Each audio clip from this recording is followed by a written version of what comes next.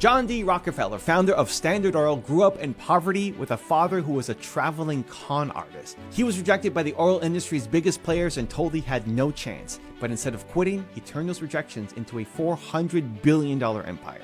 John D. Rockefeller's early life wasn't just difficult, it was heartbreaking. He grew up in a home with a father who was barely around, a con artist who didn't provide for the family. His mother worked hard, but there was never enough. Meals were scarce and dreams seemed out of reach. But even in this environment, Rockefeller had something that no one could take away: relentless ambition. At 16, John took on odd jobs to help his family survive. He wasn't just working to get by, he was working to escape the life that had been handed to him.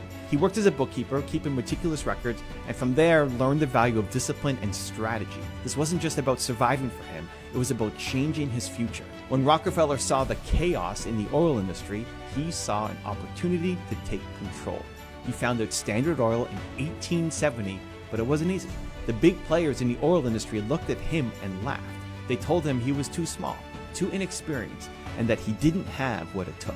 But Rockefeller didn't back down. He was used to being told that he couldn't make it. So instead of giving up, he put his head down and did what others weren't willing to do. He worked relentlessly. He wasn't just interested in making money. He wanted to transform the industry. He introduced the idea of vertical integration, where he controlled every step of the process, from drilling to refining to distribution. He wasn't just in the oil business, he was building a monopoly. But it wasn't just about business tactics. Rockefeller worked tirelessly to improve efficiency, cutting costs, and creating innovative ways to get his product to market. While the competition struggled with high transportation costs, Rockefeller negotiated special deals with railroads and eventually built his own pipeline network, ensuring Standard Oil's dominance. As his company grew, Standard Oil faced backlash, but Rockefeller refused to let the criticism break him. He bought one of his competitors, streamlined his operations, and built a company that controlled 90% of the US oil market. People said he was greedy, that he was too powerful, but what they didn't understand was the sacrifice it took to get there.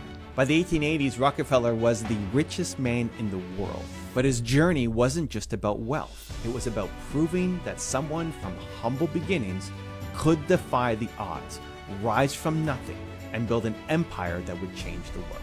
John D. Rockefeller started with nothing, rejected, broke, and told he had no chance. But he turned those rejections into the foundation of a $400 billion empire.